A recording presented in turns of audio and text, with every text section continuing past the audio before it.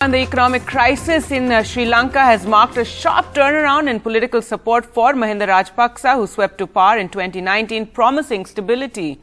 And the cabinet has resigned en masse from their positions at a late-night meeting on Sunday. But Rajapaksa will continue to remain the Prime Minister. Earlier, police used tear gas and water cannons to disperse protesters, defying a weekend curfew. Well, let's go across to Shrija now for the very latest. She just returned, in fact, last night from Sri Lanka. And Shrija, tell us more about these resignations. What happens now? All the ministers resigning, but the Prime Minister stays on.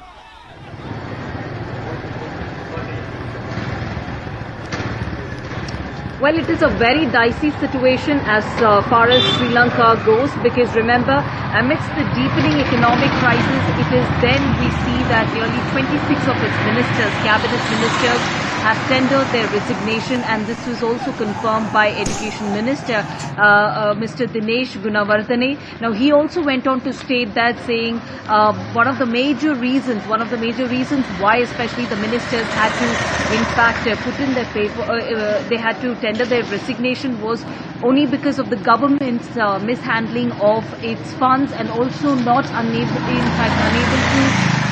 in terms of the foreign reserves. Remember, the foreign reserves in Sri Lanka is completely hit a rock bottom, and that is one of the major reasons what we understand of the government's mishandling, where finally the ministers, cabinet ministers, had to tender their resignation. In fact, the resignation was submitted to the Prime Minister Mahinda Rajapaksa, but he will continue to remain the Prime Minister, but the next future course of action will also be decided by him. Now, all these events that we are looking at, the latest developments, is all clearly the aftermath of some of the draconian measures brought in by the President of Sri Lanka, Gotabaya Rajapaksa, where he did the first thing that the way he acted upon as far as the citizens of, in terms of Sri Lanka is concerned. What we did, of course, witness was, he brought in the emergency, that is declared a public emergency, and after which we did see where he imposed the curfew.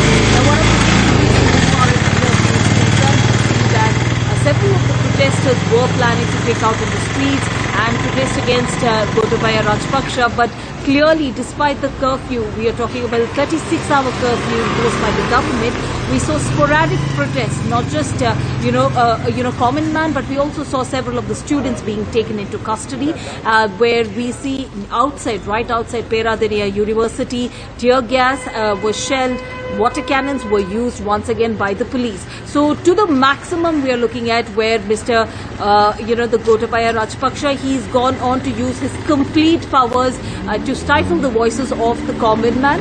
And as far as now the political climate here in Sri Lanka is concerned, we are looking at a very, very dicey situation. As far as the opposition says, they go on to say that it is important for the government, or even for that matter, the president himself, to step down, because he is just instead of acknowledging the failure of the government, he's gone on to impose certain draconian measures.